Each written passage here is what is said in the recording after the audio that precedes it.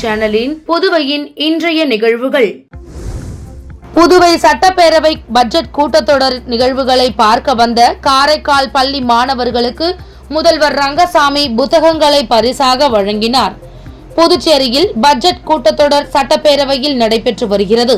அமைச்சர் திருமுருகன் ஏற்பாட்டில் காரைக்கால் பகுதி மாணவர்கள் பேரவை நிகழ்வுகளை பார்வையிட்டனர். இதனைத் தொடர்ந்து மாணவர்கள் முதல்வர் ரங்கசாமியை சந்தித்தனர். அப்போது முதல்வர் மாணவர்களுக்கு புத்தகங்களை பரிசாக வழங்கினார். அப்போது சட்டப்பேரவை தலைவர் செல்வம், அமைச்சர் திருமுருகன், சட்டப்பேரவை உறுப்பினர் நாஜும், நாகத்யாகராஜன் ஆகியோர் உடனிருந்தனர். புதுச்சேரியில் சுமார் 3 மணி நேரத்திற்கு மேலாக கனமழை பெய்ததால் தாழ்வான பகுதிகளில் மழைநீர் சூழ்ந்து சாலைகளில் மழை வெள்ளம் பெருக்கெடுத்து ஓடியது. மேலும் ஒரு சில பகுதிகளில் வீடுகளுக்குள் மழைநீர் புகுந்தது. தொடர் கனமழை காரணமாக இன்று அரசு மற்றும் தனியார் பள்ளிகளுக்கு விடுமுறை அளிக்கப்பட்டுள்ளது. புதுச்சேரியில் 2வது நாளாக நேற்று இரவு சுமார் 4 மணி நேரத்திற்கு மேலாக நகரம் மற்றும் கிராமப்புற பகுதிகளில் பரவலாக கனமழை பெய்தது. இந்த கனமழை காரணமாக பாவாணா நகர், புசி வீதி, கருவடிக்குப்பம், பாரதி வீதி, மறைமலை அடிகள் சாலை, ரெயின்போ நகர், இந்திரா காந்தி சதுக்கம் உள்ளிட்ட நகரின் பல்வேறு பகுதிகளில் முழங்கால் அளவிற்கு தண்ணீர் தேங்கியது. குறிப்பாக சாரம் மற்றும் பாவாணர் நகர் பகுதிகளில் வீடுகளுக்குள்ளும் மழைநீர் புகுந்ததால் பொதுமக்கள் கடும் சிரமத்திற்கு ஆளாகினர். மேலும் தொடர் மழை காரணமாக வாகனங்கள் நீரில் ஊர்ந்தபடி சென்றன. இதனிடையே தொடர் கனமழை காரணமாக புதுச்சேரியில் அரசு மற்றும் தனியார் பள்ளிகளுக்கு இன்று விடுமுறை அளித்து கல்வித்துறை உத்தரவிட்டுள்ளது. புதுச்சேரியில் நேற்று பெய்த கனமழை காரணமாக வாய்க்காலில் ஏற்பட்ட வெள்ளப்பெருக்கில் அடித்து செல்லப்பட்ட மாயமான நபரை போலீசார் தேடி வருகின்றனர். புதுச்சேரியில் கடந்த 2 நாட்களாக பெய்து வரும் கனமழை காரணமாக புதுச்சேரி சாலைகள் ஆறு குளம் போல் காட்சி அளித்தன. வீட்டிற்குள் மழைநீர் புகுந்ததால் குடியிருப்பு வாசிகள் கடும் அவதி அடைந்தனர். கனமழை காரணமாக அனைத்து பள்ளிகளுக்கும் இன்று விடுமுறையும் அளிக்கப்பட்டுள்ளது. இதனிடையே ஜீவானந்தபுரம் பகுதியை சேர்ந்த கூலி தொழிலாளி ஐயப்பன் நேற்றிரவு தனது இருசக்கர வாகனத்தில் அதே பகுதியில் உள்ள வாய்க்கால் ஓரம் சென்று கொண்டிருந்தார். அப்போது எதிர்பாராத விதமாக மழை வெள்ளத்தில் அடித்து செல்லப்பட்டு அருகே இருந்த வாய்க்காலில் வாகனத்துடன் விழுந்துள்ளார். இதனை கண்ட அப்பகுதி மக்கள் அவரை மீட்க முயற்சி செய்தனர். ஆனால் கண்ணிமைக்கும் நேரத்தில் வாய்க்காலில் ஏற்பட்ட வெள்ளப்பெருக்கில் அடித்து செல்லப்பட்டார். இது குறித்து அப்பகுதி மக்கள் அளித்த தகவலின் பேரில் லாஸ்பேட்டை போலீசார் மற்றும் தீயணைப்பு வீரர்கள் சம்பவ இடத்திற்கு விரைந்து வந்து ஐயப்பனை நீண்ட நேரம் தீவிரமாக தேடியும் அவர் கிடைக்கவில்லை. இந்நிலையில் இன்று காலை முதல் அந்த வாய்க்கால் செல்லும் வழி எங்கும் தீயணைப்பு வீரர்கள் மற்றும் போலீசார் அவரை தேடும் பணியில் தீவிரமாக ஈடுபட்டுள்ளனர். இந்த செய்தி காட்டுத்தீ போல் பரவியதை தொடர்ந்து அப்பகுதியில் கூட்டமாக பொதுமக்கள் வந்து பார்த்து செல்கின்றனர்.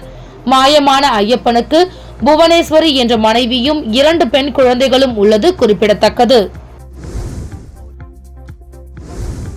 அரசு நேரடியாக சம்பளம் வழங்க வலியுறுத்தி சட்டமன்றம் நோக்கி பேரணியாக சென்ற நகராட்சி கொம்யூன் பஞ்சாயத்து ஊழியர்களை மறித்த போலீசாருக்கும் ஊழியர்களுக்கும் லேசான தள்ளுமுள்ளு ஏற்பட்டதால் பரபரப்பு ஏற்பட்டது. புதுச்சேரி நகராட்சி மற்றும் கொம்யூன் பஞ்சாயத்து ஊழியர்கள் அரசே நேரடியாக சம்பளம் வழங்க வேண்டும், கருணை அடிப்படையில் வாரிசுதாரர்களுக்கு வேலை வழங்க வேண்டும் உட்பட பல்வேறு கோரிக்கைகளை வலியுறுத்தி தொடர் போராட்டத்தில் ஈடுபட்டுள்ளனர். இந்நிலையில் கோரிக்கைகளை வலியுறுத்தி 100க்கும் மேற்பட்ட ஊழியர்கள் சட்டமன்றம் நோக்கி கண்டன பேரணியில் ஈடுபட்டனர். காமராஜர் சிலையில் இருந்து தொடங்கிய பேரணி நேரு வீதி, மிஷன் வீதி வழியாக சட்டமன்றம் அருகே வந்தபோது போலீசார் பேரிகார்டு வைத்து தடுத்தனர். இதனால் போலீசாருக்கும் ஊழியர்களுக்கும் லேசான தள்ளுமுள்ளு ஏற்பட்டது. தொடர்ந்து அங்கேயே அரசை கண்டித்து கண்டன ஆர்ப்பாட்டத்தில் ஈடுபட்டனர். பேனர்கள் வைக்கும் விஷயத்தில் நீதிமன்ற வழிகாட்டுதல்களை கடைபிடிக்காத புதுச்சேரி அதிகாரிகள் மீது நீதிமன்ற அவமதிப்பு உள்ளிட்ட சட்ட நடவடிக்கை எடுக்க வேண்டும் என சென்னை உயர்நீதிமன்ற பதிவாளருக்கு புதுச்சேரி தலைமை நீதிபதி புகார் கடிதம் அனுப்பியுள்ளார். புதுச்சேரியில் பேனர் தடை சட்டம் அமலில் உள்ள நிலையில் முதல்வர் பிறந்த நாளை ஒட்டி அவரது ஆதரவாளர்கள், கட்சி நிர்வாகிகள், தொண்டர்கள் நகரெங்கும் அனுமதி இல்லாமல் பேனர்கள் வைத்தனர். இது பொதுமக்களை முகம் சுளிக்க வைத்தது. இது தொடர்பாக புதுச்சேரி தலைமை நீதிபதி சந்திரசேகரன் கவனத்திற்கு கொண்டு செல்லப்பட்ட சூழ்நிலையில் அவர் சென்னை உயர் நீதிமன்ற பதிவாளர் ஜெனரலுக்கு புகார் கடிதம் அனுப்பியுள்ளார். இது குறித்து தலைமை நீதிபதி சந்திரசேகரன் சென்னை உயர் நீதிமன்ற பதிவாளர் ஜெனரலுக்கு அனுப்பியுள்ள புகார் கடிதத்தில் புதுச்சேரியில் பொது இடங்களில் அங்கீகரிக்கப்படாத பேனர்கள், பிளக்ஸ் போர்டுகள், அலங்கார வளைவுகள், கட் அவுட்டுகள் வைக்கக்கூடாது என உயர் நீதிமன்ற உத்தரவு மீறப்பட்டுள்ளது. ஏற்கனவே புதுச்சேரி அரசுக்கு இது தொடர்பாக அனுப்பப்பட்ட உத்தரவு மீறப்பட்டுள்ளது. சென்னை உயர் நீதிமன்ற வழிகாட்டுதல்களை கடைபிடிக்காத புதுச்சேரி அதிகாரிகள் மீது நீதிமன்ற அவமதிப்பு உள்ளிட்ட வழக்குகளை உடனடியாக சட்ட நடவடிக்கை தேவை என குறிப்பிடப்பட்டுள்ளது. புதுச்சேரி அரசு நலவழித்துறையின் கீழ் இயங்கும் புதுச்சேரி மாநில சுகாதார சங்கத்தில் தேசிய சுகாதார இயக்க திட்டத்தின் கீழ் மருத்துவர் முதல் கடைநிலை ஊழியர்கள் வரை சுமார் 700க்கும் மேற்பட்ட ஊழியர்கள் தொகுப்பூதிய அடிப்படையில் நோயாளி கவனிப்பு படி, சீருடைப்படி போன்ற எந்தவித சலுகைகளும் இன்றி கடந்த 18 ஆண்டு காலமாக சொற்ப ஊதியத்திற்கு பணியாற்றி வருகின்றனர். இந்நிலையில் முதல்வர் ரங்கசாமி 10 ஆண்டு பணி முடித்த தேசிய சுகாதார இயக்க ஊழியர்கள் பணி நிரந்தரம் செய்யப்படுவார் என அறிவிப்பை சட்டசபையில் அறிவித்தார். ஆனால் இன்று வரை செயல்பாட்டுக்கு அது வரவில்லை. இதனை அடுத்து சுகாதாரத்துறை ஊழியர்கள் பணி நிரந்தரம் செய்ய வேண்டி அரசுக்கு எங்களது கோரிக்கையை நினைவூட்டும் விதமாக பல்வேறு போராட்டங்களில் ஈடுபட்டு வந்தனர். இந்நிலையில் நேற்று அவர்கள் சம்பா கோவிலிலிருந்து ஊர்வலமாக வந்து சட்டப்பேரவையை முற்றுகையிட்டனர். மேலும் போலீசார் அமைத்த தடுப்புகளை தாண்டி சட்டப்பேரவையை முற்றுகையிட முயன்றனர். இதனால் போலீசாருக்கும் போராட்டக்காரர்களுக்கும் சிறிது தள்ளுமுள்ளு ஏற்பட்டது. இதனை அடுத்து போலீசார் அவர்களை கைது செய்தனர். சட்டவிரோத பேனர் விவகாரத்தில் உயர் நீதிமன்ற உத்தரவை மதிக்காமல் சட்டத்திற்கு புறம்பாக செயல்படும் அரசு அதிகாரிகள் மீது நடவடிக்கை எடுக்க கோரி புதுச்சேரி தலைமை நீதிபதி சென்னை உயர் நீதிமன்றத்திற்கு புகார் கடிதம் அனுப்பியுள்ளது. புதுச்சேரி மாநிலத்திற்கு பெரும் தலைக்குனிவை ஏற்படுத்தியுள்ளதாக அதிமுக மாநில செயலாளர் அன்பழகன் தெரிவித்துள்ளார். புதுச்சேரி அதிமுக தலைமை அலுவலகத்தில் செய்தியாளர்களை சந்தித்த மாநில செயலாளர் அன்பழகன், புதுச்சேரியில் திறந்தவெளி விளம்பர தடை சட்டத்தை மதிக்காமல் ஆட்சியாளர்களுக்கு ஆதரவாக காவல்துறை, உள்ளாட்சித்துறை, பொதுப்பணித்துறை உட்பட பல்வேறு துறைகளை சேர்ந்த உயர் அதிகாரிகள் சட்டவிரோதமாக செயல்பட்டு வருகின்றனர் என குற்றம் சாட்டிய அன்பழகன், சென்னை உயர் நீதிமன்றத்தின் உத்தரவை மதிக்காமல் சட்டவிரோதமாக செயல்படும் அதிகாரிகள் மீது நடவடிக்கை எடுக்க வலியுறுத்தி புதுச்சேரி தலைமை நீதிபதி சென்னை உயர் நீதிமன்றத்திற்கு புகார் கடிதம் அனுப்பியுள்ளது புதுச்சேரி மாநிலத்திற்கு அவமானத்தை ஏற்படுத்தியுள்ளது என தெரிவித்தார். இந்த விவகாரத்தில் துணைநிலை ஆளுநர் நேரடியாக தலையிட்டு சம்பந்தப்பட்ட அதிகாரிகள் மீது ஒழுங்கு நடவடிக்கை எடுக்க வேண்டும் என வலியுறுத்தினார். கடந்த 2 நாட்களில் பெய்த கனமழையால் பல்வேறு பகுதிகளில் மழைநீர் சூழ்ந்துள்ளதுடன் வீடுகளில் மழைநீர் புகுந்துள்ளது. இதனை புதுவை அரசு படிப்பனையாக எடுத்துக்கொண்டு போர்க்கால அடிப்படையில் மழைநீர் தேங்காதவாறு முன்னெச்சரிக்கை நடவடிக்கைகளை எடுக்க வேண்டும் என வலியுறுத்தினார். மேலும் கனமழையால் பாதிக்கப்பட்ட ரோடியர்பேட் உட்பட பல்வேறு பகுதிகளை சார்ந்த குடும்பங்களுக்கு ரூபாய் 25,000 நிவாரணம் வழங்க வேண்டும் என்றார். இந்தியா கூட்டணிக்கு வர முதல்வர் ரங்கசாமி தயாராகி விட்டார் என முன்னாள் முதல்வர் நாராயணசாமி தெரிவித்துள்ளார். புதுச்சேரியில் உள்ள தனது இல்லத்தில் செய்தியாளர்களை சந்தித்த முன்னாள் முதல்வர் நாராயணசாமி, மாநில அந்தஸ்து கிடையாது என மத்திய பாஜக அரசு திட்டவட்டமாக பாராளுமன்றத்தில் தெரிவித்துவிட்டது. எனவே தேசிய ஜனநாயக கூட்டணியில் அங்கம் வகிக்கும் முதலமைச்சர் ரங்கசாமி மாநில அந்தஸ்து விவகாரத்தில் தமிழகம், புதுவை, இந்திய கூட்டணி எம்பிக்கள் பாராளுமன்றத்தில் குரல் எழுப்ப வேண்டும் என வேண்டுகோள் விடுகிறார். இந்தியா கூட்டணியின் ஆதரவை கேட்டுள்ளது மூலம் அவர் கூட்டணி மாற தயாராகி விட்டார் என்பது தெரிய வருகிறது. புதுவையில் பேனர், கட் அவுட் வைப்பது உயர் நீதிமன்ற உத்தரவை மீறும் செயல். புதுவை தலைமை நீதிபதி கடிதம் எழுதியுள்ளார். காங்கிரஸ் கட்சி சார்பிலும் ஹைகோர்ட்டில் மனு தாக்கல் செய்ய உள்ளோம். அரசு அதிகாரிகள் அரசியல் கட்சிகளுக்கு துணை செல்லக்கூடாது, கைப்பாவையாகவும் இருக்கக்கூடாது என்றார். புதுச்சேரியில் கொசுக்களால் பரவும் நோய்களை கட்டுப்படுத்துவது தொடர்பான ஆலோசனை கூட்டம் உள்ளாட்சித்துறை இயக்குநர் தலைமையில் நடைபெற்றது.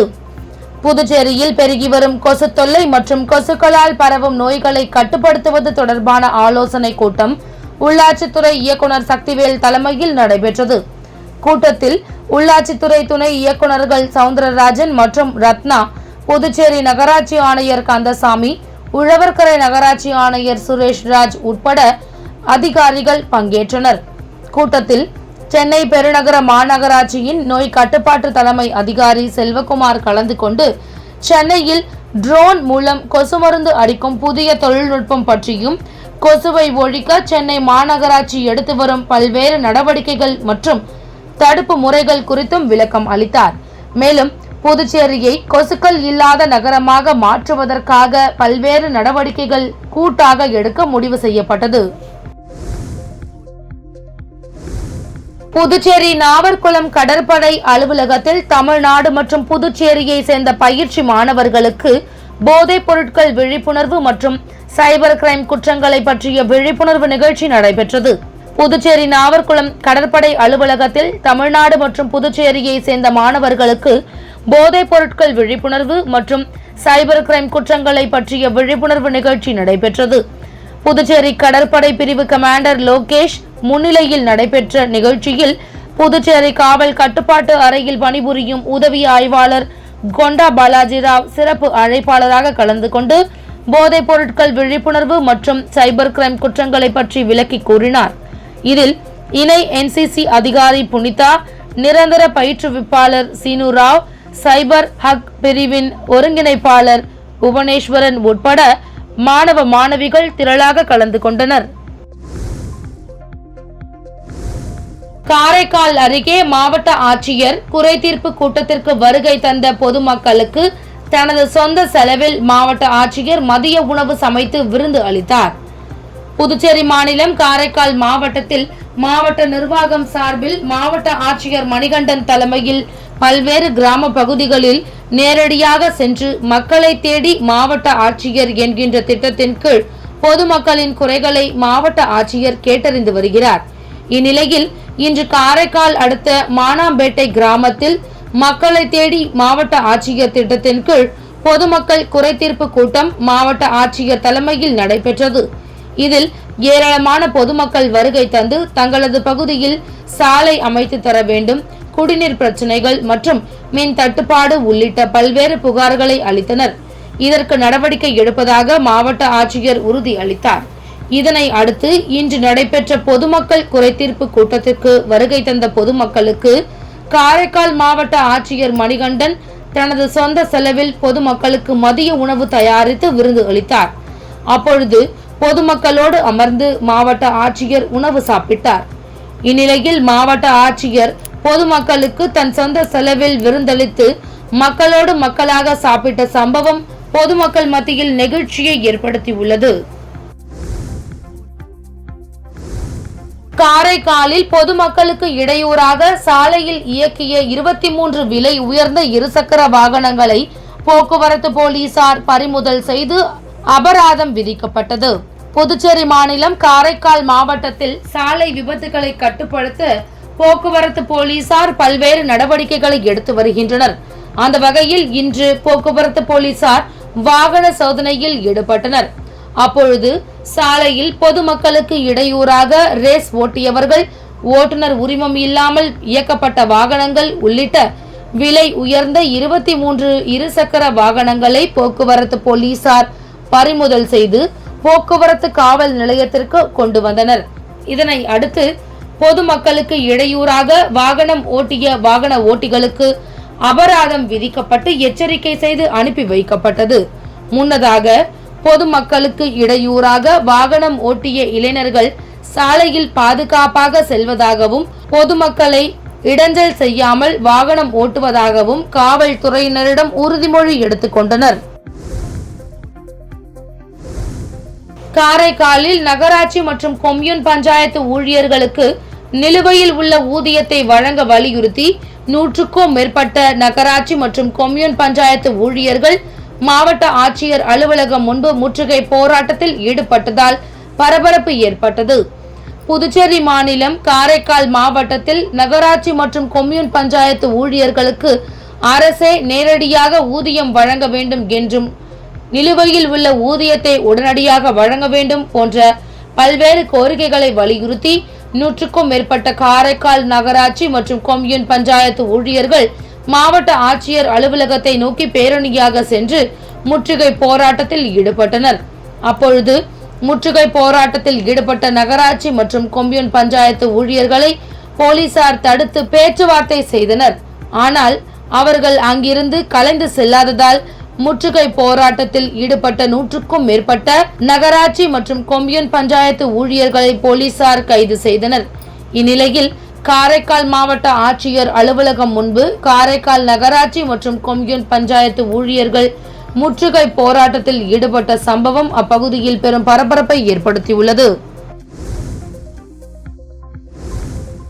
தமிழ்நாடு தௌஹீத் ஜமாத் புதுச்சேரி மாவட்டம் சுல்தான்பேட்டை முகமதியா நகர் கிளை மற்றும் வில்லியனூர் அரசு மருத்துவமனை ஆயுஷ் ஹோமியோபதி பிரிவு இணைந்து மாபெரும் இலவச மருத்துவ முகாம் வில்லியனூர் சுல்தான்பேட்டை ரயான் பள்ளி வளாகத்தில் இன்று நடைபெற்றது.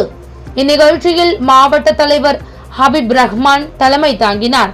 மாவட்ட மருத்துவரணி செயலாளர் அபுபக்கர் சித்திக் கலந்து கொண்டு நிகழ்ச்சியை துவக்கி வைத்தார்.